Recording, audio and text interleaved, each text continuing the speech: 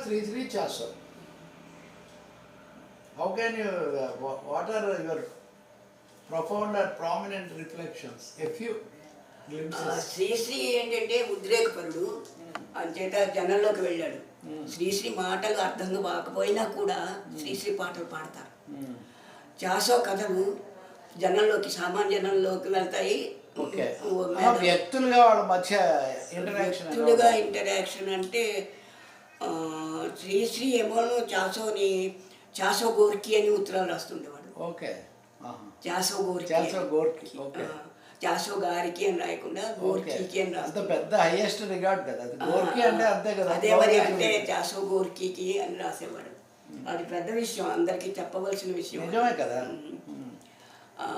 తర్వాత ఏంటంటే అది వాళ్ళ మీద ఉన్న ఇన్ఫ్లుయెన్స్ కూడా తెలియజేసేటటువంటిది కదా. గోర్కి పెద్ద శాస్త్రీ రైటర్, గొప్ప అంటే వరల్డ్ ఫేమస్ శాస్త్రీ రైటర్. ఆ తర్వాత నెంబర్ 1 కదా ఆ విధంగా చూస్తే గోర్కి కంటే ఎవరు లేరు కదా. గోర్కి కథలు చాలా గొప్ప కథలు కదా. అలా రాసేవాడు అతను. శ్రీశ్రీ నాన్నకి రాసిన ఉత్తరాలుగా అవే రాశాడు. చాసో గోర్కి అంటే అందులో మళ్ళీ అది చాసో అంటే రాయాలని రాసుకునేవాడు. వాళ్ళు అలా రాసుకునేవారు. శ్రీశ్రీధర శ్లేష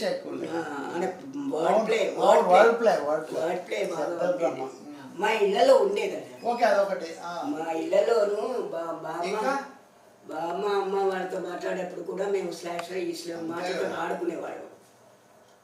విశ్వనాథ సప్తపదిలో ఒక డైలాగ్ పెడతాడు, చస్తున్నాం ఈ శ్లేషతో అంటాడు రమణమూర్తి. స్నానం చేయించాలి, అమ్మాయికి స్నానం చేయిస్తే బాగుంటుంది అంటుంది కోడలు.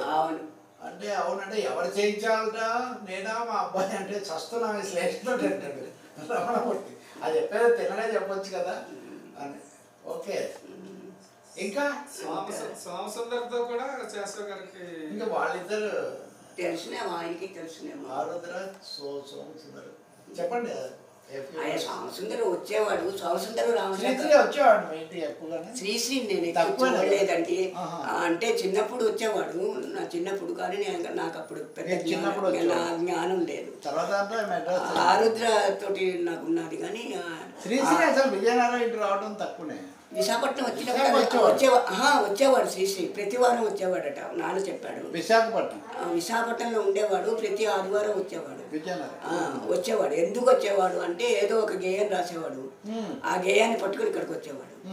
చాసో దాన్ని వినిపించేవాడు. చాసో ఏమో దాన్ని విని ఇది అది అని ఏదో చెప్పేవాడు. అది కాకుండా రోణంకి దగ్గరికి వీళ్ళిద్దరు కలిసి వెళ్ళేవారు. రోణంకి చాసో ఇంటికి వచ్చేవాడు. మళ్ళా రోణంకి వినిపించేవారు. ఆ రోణంకేమోను మళ్ళా ఏదో చెప్పేవాడు. అంత ఎక్సర్సైజ్ చేసేవారు శ్రీశ్రీ. ప్రతి ఆదివారం వచ్చేవాడు, ఏదో ఒకటి రాసుకుని, ఏదో గేయం రాసుకుని వచ్చేవాడు. ఇప్పుడు శ్రీశ్రీ గేయాలు నాకు ఎక్కువ ఇష్టమైంది శైశవ గీతి. నాకు చాలా ఇష్టం. చిన్నప్పుడు పాడుకుంటూ ఉండేదాన్ని. అదిని జగన్నాథ రథ చక్రాలు, అవి రెండు అంటే నాకు చాలా ఇష్టం. ఇప్పటికీ ఇష్టమే. వాటి గురించి వీళ్ళు చర్చ చేసుకున్నారు. నాన్న చెప్తూ ఉండేవాడు, నారాయణ బాబు ఆస్తికుడు, లలితోపాసకుడు, నేను లలితోపాసకుడని చెప్పుకునేవాడు, ఆస్తికుడు. శ్రీశ్రీ ఏమో ప్రచ్ఛన్న ఆస్తికుడు, పైకేమోను నాకు నమ్మకం లేదనేవాడు. కానీ లోపల నమ్మకం ఉంది. ఆ నమ్మకంతో జగన్నాథ రథ చక్రాలు వచ్చాయి అని చెప్పాడు నాన్న. అంటే వాడు దగ్గరగా తిరిగాడు కదా, వాడికి తెలుసు అని చెప్పాడు.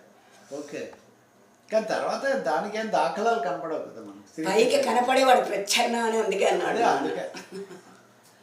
దాఖలాలు కనిపించేవాడు కాదు అలాగా. హౌ అబౌట్ ఆరుద్ర? ఆరుద్ర గురించి నాకు తెలిసినది ఏంటంటే కేవలం నాన్న శిష్యుడు అని తెలుసు. గుండ్రమొహం అనేదాన్ని అతన్ని నేను చిన్నప్పుడు. ఈ గుండ్రమొహం లేదే అతనికి అంటున్నారు ఇప్పుడు. కానీ నేను గుండ్రమొహం అనేదాన్ని. బహుశా కళ్ళ దగ్గర నుంచి ఇది చూసేదాన్ని అనుకుంటాను. నుదురు దగ్గర నుంచి చూస్తే కోలగా ఉంటుందేమో మరి. నేనేమో గుండ్రమొహం అని అనేదాన్ని. అంటే పైగా తర్వాత గడ్డాలు పెంచి మనిషి తర్వాత ఆరుద్ర ఉన్నట్ట ఆయన ప్రవచనాలతోటి ఇలా పెట్టి కొన్ని రాశాడు కదా. ఇప్పుడు నన్ను చిన్న అంటారు, చిన్నాజీ కదా, చిన్న అంటారు ఇంట్లోను. ఇలా పెట్టి చేస్తుంటే ఇప్పుడు చిన్న నన్ను గడ్డపాడు అంటుందా అని పెట్టాడు, ఉత్తరం రాశాడు. ఆరుద్ర మా ఇంటికి వచ్చేటప్పుడు నేను చిన్నపిల్లనే కానీ నాతో ఆడుకుంటూ ఉండేవాడు, అది జ్ఞాపకం ఉంది నాకు. మా నాన్నతోటి వీధరుగు మెట్ల మీద కూర్చునేవాళ్ళు వీళ్ళు, శ్రీశ్రీ, నారాయణ బాబు, నాన్న, ఆరుద్ర. శ్రీశ్రీ నాకు లీలగా జ్ఞాపకం ఉంది, కానీ వీళ్ళిద్దరినీ బాగా జ్ఞాపకం ఉంది నాకు. ఓకే, అది. మీ డేట్ ఆఫ్ బర్త్ ఎంత? Date of birth 37. ఓకే, బాగా దగ్గరకు వచ్చేసాను, 3 ఏళ్ళు తక్కువ. అది సర్లేండి. 37 అంటే శ్రీశ్రీ కీలకమైన రచనలు చేసింటాయి, మీరు అప్పుడే పుట్టారు. మా 37 మధ్యలో ఎక్కువ రాశాడు ఆయన. రాశాడు, చెప్పాను కదా, అప్పుడే నాన్నకి నాకు 22 ఏళ్ళు తేడా. ఓకే, నాన్న 1917లో పుట్టాడు, నేను 37లో పుట్టాను. అంటే ఆ తేడా చూశారు కదా. ఆ గ్యాప్లో ఏంటంటే వీళ్ళు కూర్చొని, చెప్పాను కదా నాకు లీలగా అంత జ్ఞాపకం ఉన్నదని. లీల జ్ఞాపకం ఏంటంటే నాకు 5 ఏళ్ల నుంచి నాకు అన్ని జ్ఞాపకం ఉన్నాయి. ఓకే, 5 ఏళ్ళు. ఎందుకంటే వీళ్ళ మధ్య పెరిగాను కదా, వీళ్ళు ఒడిలో, వీడి ఒడిలో నారాయణ బాబు ఒడిలోను, నా ఆరుద్రనేమో పక్కన కూర్చుని అన్నయ్య అని చెప్పి పిలిచేదాన్ని అనమాట. నారాయణ బాబుని నారాయణ బాబు అనే అనేవాళ్ళం. ఓకే, ఇంట్లోనే ఏంటంటే నారాయణ బాబు అనేవారు. ఇంకోటి ఏంటంటే నారాయణ బాబు బీడీలు కాల్చేవాడు, మా నాన్న చుట్ట కాల్చేవాడు. వీళ్ళేమో నన్నేమో డబ్బులు ఇచ్చి పంపించేవారు. ఓకే, చిన్నపిల్లగాను కిళ్ళి కొట్టుకెళ్ళి ఆయనకి బీడీలు, ఈయనకి చుట్టలు తెస్తుండేది. కొని తెచ్చేదాన్ని, డబ్బులు ఇచ్చి పంపి. పాతకాలం కమ్యూనిస్ట్ పార్టీ ఆఫీసులో సిగరెట్లు ఎక్కువ తాగేవాళ్ళు. కాదు, శ్రీశ్రీ ఇక్కడ పెట్టుకుని తాగేవాడు, ఇలా పెట్టుకుని ఇలా తాగేవాట. అవును, ఫోటో కూడా అది ఇలా తాగేవాడని. మా నాన్నేమో చుట్ట ఇలా పెట్టుకుని తాగడం అన్నమాట. బట్ చాసో పేరుతో సహా ఒక చామ్ మెయింటైన్ చేశారు మొత్తం. ఏంటండి? He maintain charm including his name. Sri Sri పేరు తర్వాత అంత చక్కగా కుదిరిన పేర్లు ఎక్కువ లేవు. అవును, అసలు వాటి చాచో అని చూసి తెలుగు పేరా లేదా ఇంకోటి అనే కొత్త ఎవడో రష్యను, రష్యానే అంటే వీళ్ళందరూ అవే రాస్తుంటారు, అట్లాగే ఉంది కదా. సరే, తర్వాత రవిశాస్త్రి అంత బాగుండదు. బరాగో అది పర్వాలేదు. బాడిపాటి రామగోపాలం ఉన్నాడు కదా, ఆయన పేరు బరాగో అని ఉంటే కొంత అందం వచ్చింది పేరుకి. ఇంకా అది ఒకటి ఉంది, మీరు రావిశాస్త్రి, కారా మాస్టర్ వీళ్ళను విరసం పుట్టుగా ఆ నేపథ్యంలో దృష్టిలో పెట్టుకొని చూడాల్సి వస్తుంది. వాడికి స్పందన కూడా రాకపోవడం కదా. ఏమండి, ఆ రాజకీయ నేపథ్యం కూడా అప్పటి అంచనాలను లేకపోతే అప్పటి విమర్శలను ఇన్ఫ్లుయెన్స్ చేసింది కదా బాగానే బలంగా. వాళ్ళు మొదట మామూలుగానే ఉన్నారు. అవును, మామూలు రైటింగ్స్ కనపడతాయి. అల్పజీవి లాంటివి రాసినప్పుడు అవిశ్వాసం మామూలుగా ఉన్నవాడే, మామూలుగా జీవితం నుంచి రాసిన వాడు. ఆ జీవితం నుంచి రాసింది ఈ ఇన్ఫ్లుయెన్స్ తోటి వేరైపోయాడు. ఈ ఇన్ఫ్లుయెన్స్ తో రాసిన వాటికంటే కూడా మొదట రాసినవి బాగుంటాయి నాకు. పేరు పెట్టాక పేరు కూడా కాదు, చెప్పాను కదా, జీవితం నుంచి రాయడం వేరు, సిద్ధాంతం నుంచి రాయడం వేరు.